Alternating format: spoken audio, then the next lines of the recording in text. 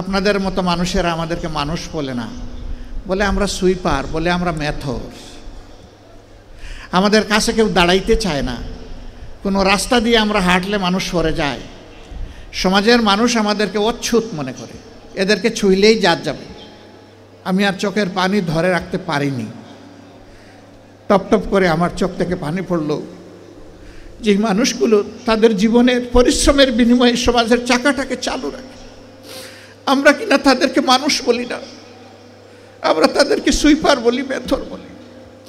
আমরাই কমজোর।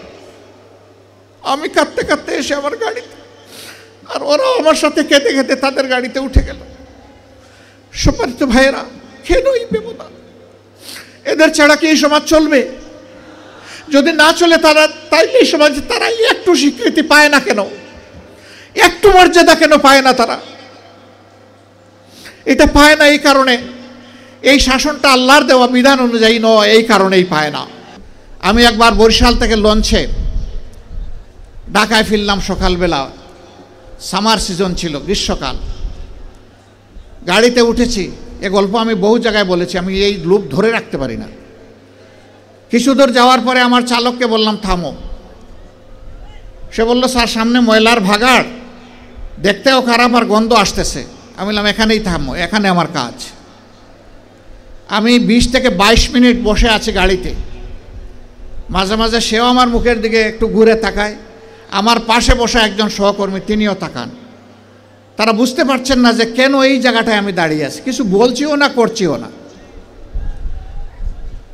ওই সময়টা পরে গাড়ির দরজা খুলে বের হলাম, তখন এই জল্লাদের শাসন চলতেছে বাংলাদেশে, 2015 সাল। আমার সঙ্গী আমাকে বললেন আপনি গাড়িতে বসেন, কি করতে হবে আমাকে বলেন, আমি সেরে আসি। আমি বললাম better you come with me, আপনিও আসেন আমার সাথে আসেন। দরজা খুলে পিছনের দিকে হাঁটা শুরু করলাম। ড্রাইভার বলতেছে স্যার গাড়ি ব্যাক করি। আমি না, এখানে থাকো। একটা খাবারের দোকানে গিয়ে ঢুকলাম, কিছু খাবারের প্যাকেট নিলাম, পানি নিলাম, নিয়ে আবার এসে গাড়িতে বসলাম। এবার চালক বলতেছে স্যার যাই। আমি বললাম না, আমার কাজ শেষ হয়নি। 5-7 মিনিট পরে আমি গাড়ির দরজা করে আবার নামলাম। সঙ্গীকে বললাম ভাই এই প্যাকেটগুলো নেন, আসেন আমার সাথে, আমিও কিছু নেই আপনিও কিছু নেন। গিয়ে ওই ময়লার ভাগাড়ের কাছে হাজির হলাম। ততক্ষণে একদল লোক যারা এই ময়লাগুলা বেলচা দিয়ে ডাম্পিং ট্রাকে উঠিয়ে শেষ করেছে, এখন বেলচা ছুঁড়ে ওখানে ফেলে দিয়েছে। তাদেরকে গিয়ে সালাম দিলাম, 5 জন লোক, আসসালামু আলাইকুম। জবাব দেয় না, মুখের দিকে তাকায়। আবার সালাম দিলাম, আসসালামু আলাইকুম। এবারও জবাব পেলাম না, আবারও মুখের দিকে তাকায়। এরপরে বললাম কি ভাই আপনাদের মধ্যে কি কেউ মুসলমান আছেন? একজন ভীষণ রাগ করে বলল আমি শুধু মুসলমান না, বাকি ওরা তো সব মুসলমান, তো জবাব দেয় না কেন? বললাম কোনো সমস্যা নাই। আবার সালাম দিচ্ছি, আসসালামু আলাইকুম। এবার সবাই সমস্যারে জবাব দিল ওয়ালাইকুম আসসালাম। জিজ্ঞেস করলো আপনি কে? বললাম আপনাদের জাতি ভাই। আপনি কি সিনেমা করতে আসছেন? আমার এই চেহারা দেখে মনে হয় যে আমি সিনেমা করতে আসছি। কয় না, তা তো মনে হয় না, কিন্তু আপনার কথাবার্তায় তো এরকমই মনে হচ্ছে। তো আপনি কেন আসছেন? আমি বললাম আপনাদের হাত ধুইতে আসছি। ওই শুনেন আমরা গরিব মানুষ, আমাদেরকে নিয়ে উপহাস করবেন না। আমি বললাম আল্লাহর কসম আমি উপহাসও করতে আসি নাই। তাইলে আপনি আমাদের হাত ধোয়াবেন কেন? আমি বললাম তোমরা সমাজের হাত দাও, একটা দিন অন্তত তোমাদের হাত ধোয়াই। কই আমাদেরকে ছেড়ে দেন, আমাদের অনেক কাজ, বুঝতে পারছি না আপনি কি জিনিস। আমি বললাম যে আমি বড় শক্ত জিনিস, হাত না ধুইয়া তোমাদেরকে ছেড়ে দেব না আমি। রোদের মধ্যে ঘামতেছে, একজন রাগ করে বলল এই দে, ওনার এত শখ জাগছে, দে হাত দে, আমারটা আগেই দিচ্ছি। তো উনি হাত দিল, আমি ধোয়াই ঠোয়া কসলাইয়া পরিষ্কার করে বললাম ভাই অনেক শুক্রিয়া তোমাকে। একজন একজন করে হাত দেয় আর খিলখিলাইয়া হাসে। আমার ধারণা আমাকে দেখে মনে করছে পাবনার হেমায়েতপুর থেকে ছুটে আসা কোনো পাগল ছাড়া আর কিছু হবে না। হাত ধোয়ানো শেষ। এবার আমার 2 সঙ্গীকে বললাম যে একটু খাবারের প্যাকেটটা দেন। বললাম না না এগুলো লাগবে না। বললাম কেন লাগবে না ভাই? তোমরা তো চাওনি, আমি খুশি হয়ে দিচ্ছি, একটু নিবা না? জি না জি না জি না, এগুলো আমরা আমি বললাম যে বলো তাইলে কোনটা থেকে খেতে হবে, আমি আগে খাই একটু তারপরে নিয়ে যাও। তখন একজন বলে তাইলে ঠিক আছে দিয়া দেন। আমি বললাম হ্যাঁ, দুনিয়া অনেক কিছু ঘটে। হাতে নিল, নেওয়ার পরে একজন একটু দীর্ঘ শ্বাস ফেলে বলল তাহলে আমরাও মানুষ।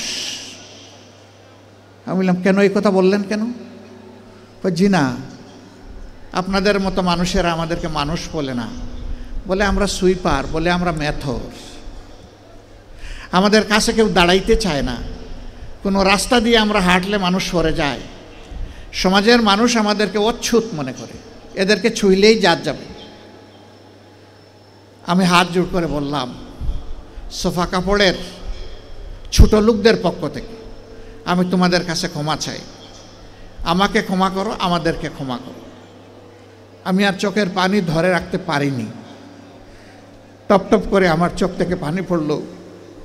যে মানুষগুলো তাদের জীবনের পরিশ্রমের বিনিময়ে সমাজের চাকাটাকে চালু রাখে, আমরা কিনা তাদেরকে মানুষ বলি না, আমরা তাদেরকে সুইপার বলি, মেথর বলি।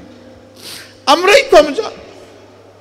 আমি কাঁদতে কাঁদতে এসে আমার গাড়িতে, আর ওরাও আমার সাথে কেঁদে কেঁদে তাদের গাড়িতে উঠে গেল। সম্মানিত ভাইয়েরা, কেন এই বেমনা?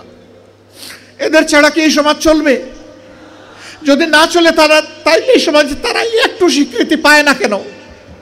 একটু মর্যাদা কেন পায় না তারা? এটা পায় না এই কারণে এই শাসনটা আল্লাহর দেওয়া বিধান অনুযায়ী নয়, এই কারণেই পায় না। যদি আল্লাহর দেওয়া বিধান অনুযায়ী পাইতো তাহলে ওরাও নিজেদেরকে সম্মানিত মনে করত, তাদের মুখ দিয়ে এই কথা বের হয়ে আসতো না, যাক আজকে বুঝতে পারলাম যে আমরাও মানুষ। আক্ষেপের সুরে এই কথা তারা বলতো না। ভাই, আমরা এইরকমই একটা মানবিক বাংলাদেশ চাই। এই বাংলাদেশটাকে আমরা সবাই চাই, শিওর সবাই চাই। আল্লাহকে হাত তুলে দেখান। হে রাব্বুল আলামিন, তুমি সাক্ষী থাকো। আল্লাহ, তুমি সাক্ষী থাকো, আমরা তোমার কোরআনের ভিত্তিতে একটা ইনসাফের মানবিক বাংলাদেশ চাই, যেখানে মানুষ সবাইকে সম্মান করবে, ভালোবাসবে। এই বাংলাদেশটা আল্লাহ তুমি আমাদেরকে দান করো। হে তরুণ যুবকেরা, জেগে উঠো। যেই সমাজের তরুণরা জেগে উঠে সেই সমাজকে আল্লাহ বদলায় দেন। 24-এর 5 আগস্ট স্যালুট যুবকরা তোমাদেরকে। তোমাদের জীবন বাজি রাখা লড়াইয়ের কারণে আল্লাহ আমাদেরকে আপাতত মুক্ত করে দিয়েছেন। চিরমুক্তির জন্য এবার জেগে উঠো, এবার শপথ নাও, আমরা বাংলাদেশকে কোরআনের আলোকে গড়বই গড়ব ইনশাআল্লাহ।